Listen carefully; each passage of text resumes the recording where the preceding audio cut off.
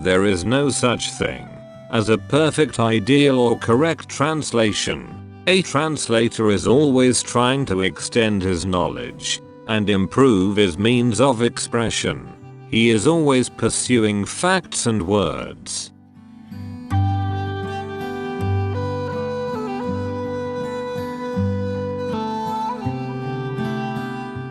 Modern Bible translations are the efforts of truth-loving translators, pursuing truth and faithfulness to the original text with their improved knowledge and means of expression. The limitation of translation includes loss of meaning, beauty, and humor in idiom and metaphor translation. Rhythm and timing of words cannot be translated.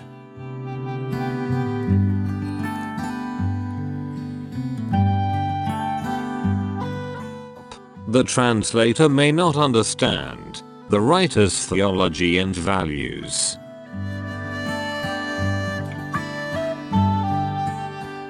The translator may not have sufficient knowledge of history and the writer's culture and tradition.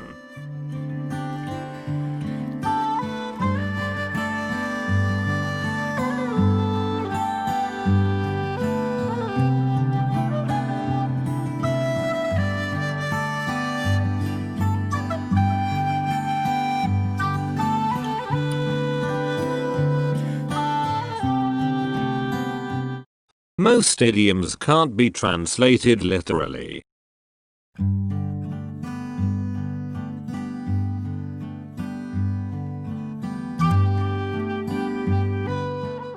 John 19:30. When Jesus had received the sour wine, he said, "It is finished," and he bowed his head and gave up his spirit.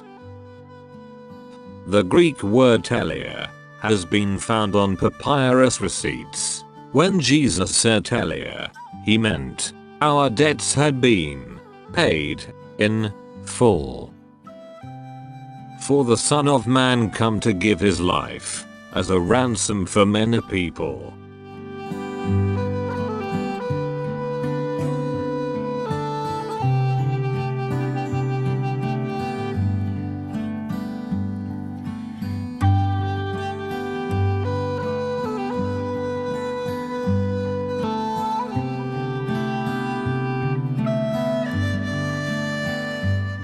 A literal and faithful translation of John 1:18 reveals Jesus is the only God in the bosom of Yahweh.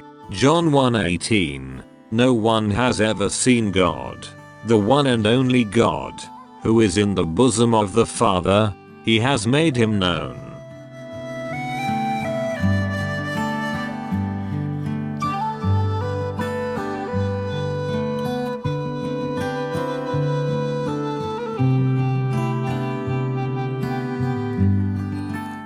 Psalm 2:7 foretells the word of Yahweh shall become flesh, born as the only Son of Yahweh.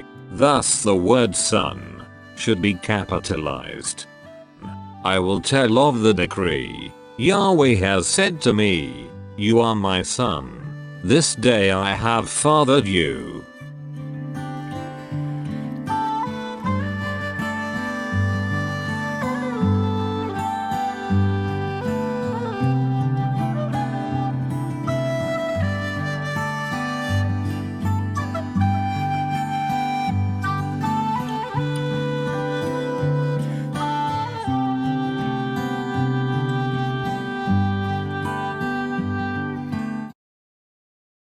Children, it is the last hour, and as you have heard that Antichrist is coming, so now many Antichrists have come.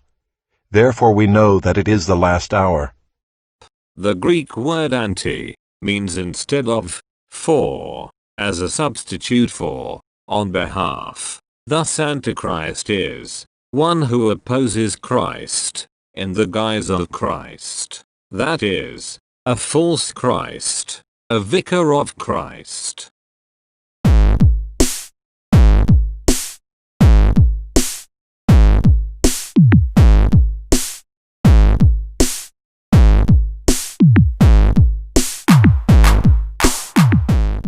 There was a young man from Peru who found a large fly in his stew.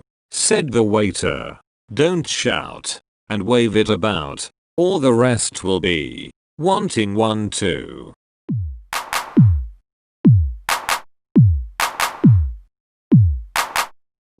Psalm 127. 1. The beautiful Hebrew rhythm and timing are all lost in translation. Unless Yahweh builds the house, those who build it labor in vain. Unless Yahweh watches over the city, the watchman keeps awake in vain. Psalm 145 is an acrostic psalm, where each verse begins with the next letter of the Hebrew alphabet. In the Aleppo Codex, the first verse begins with the letter Aleph,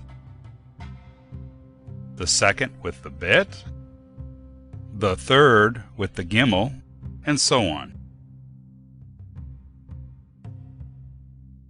Verse 13 begins with the letter Mem, the 13th letter of the Hebrew alphabet. The next verse begins with the letter Samech, the 15th letter of the Hebrew alphabet. There is no verse beginning with the 14th letter Nun. When we examine Psalm 145 from the Dead Sea Scrolls, we find between the verse beginning with the Mem and the verse beginning with the Samech, the verse beginning with the letter Nun. There we read, Ne'eman Elohim b'devarav v'chasid b'chol ma'asav, which translates as, God is faithful in his words and gracious in all his deeds. This is why Psalm 145 verse 13 reads differently in the King James Version and the modern versions such as the RSV. The King James Version was written prior to the discovery of the Dead Sea Scrolls, while the RSV and other modern versions were written afterward and often incorporate what has been found in the Dead Sea Scrolls.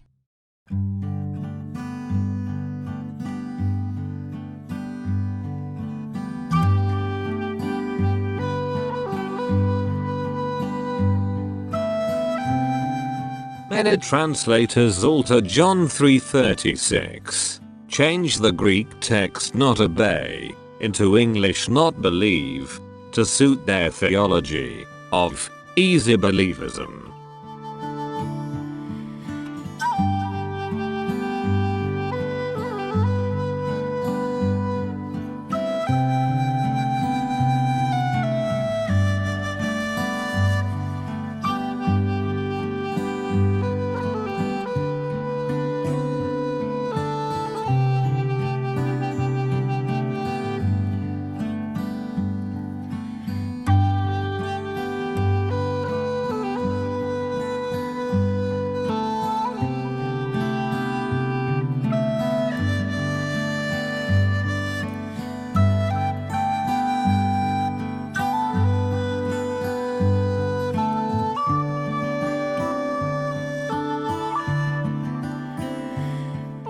Most Bible translations replace the holy name of Yahweh with the Lord.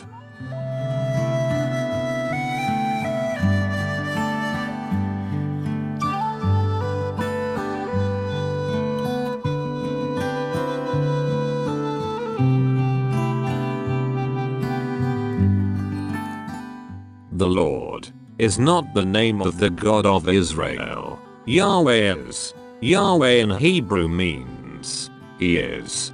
He exists. The Hebrew Bible mentions Yahweh 6,823 times. Yahweh is the distinctive personal name of the God of Israel. Yahweh is a form of the Hebrew verb here, meaning be, become.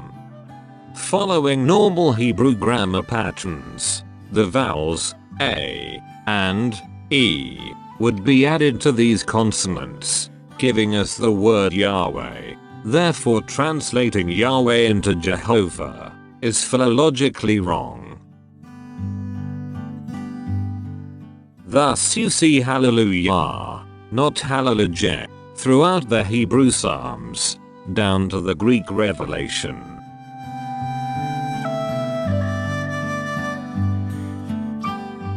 Many Bible translations even make Yahweh a deceiver.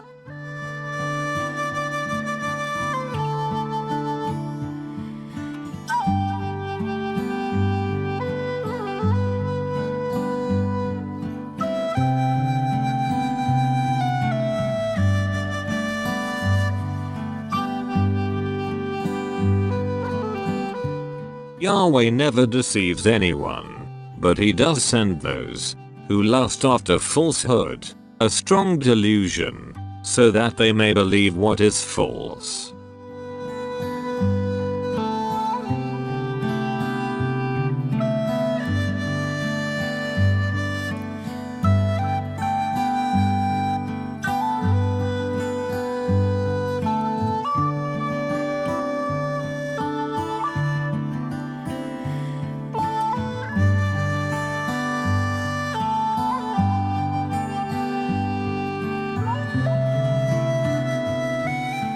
Lawyers did not exist in Jesus' time.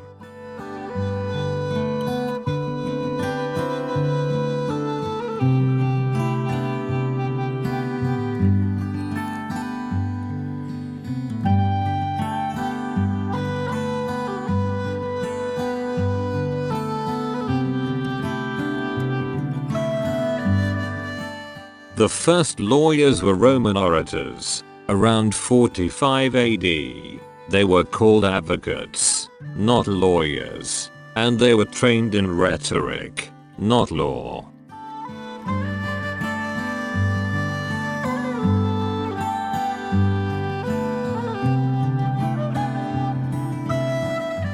For your merchants were the great ones of the earth, and all nations were deceived by your sorcery.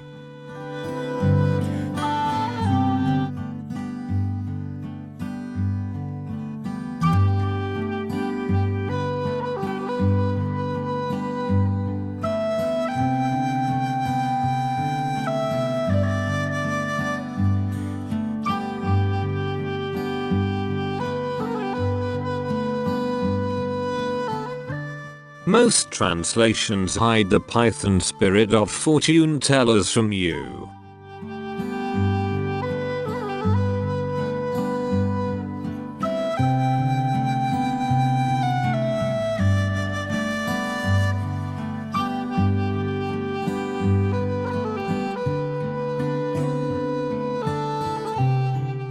Most translations make the Islamic crescent disappear from the Bible. Judges 8:21b, Gideon arose and killed Zebah and Zalmunna, and he took the crescent ornaments that were on the necks of their camels.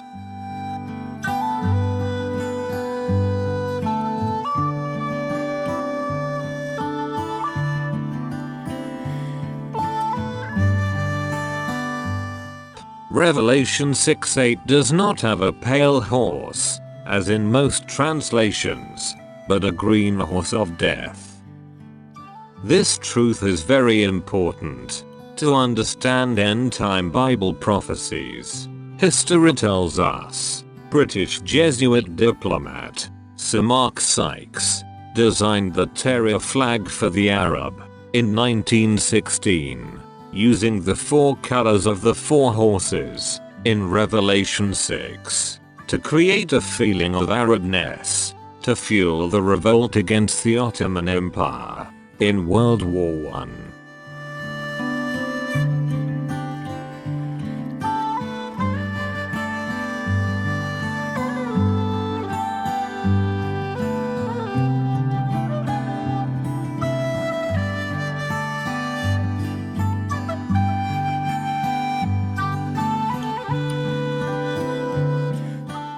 The Ishmaelites are indeed the wild donkey of a man of Rome, just as Genesis 16:12 prophesied.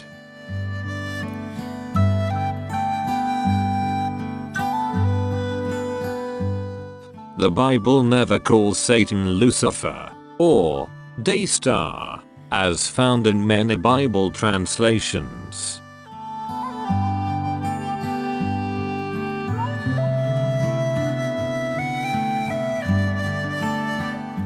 Lucifer is Latin, meaning light bearer. Satan is certainly not a light bearer, but Satan is shining with his false light to deceive, for he is a deceiver. Satan is a morning star, because all the angels are called morning stars, and the sons of God, even the fallen angels like Satan, and his demons.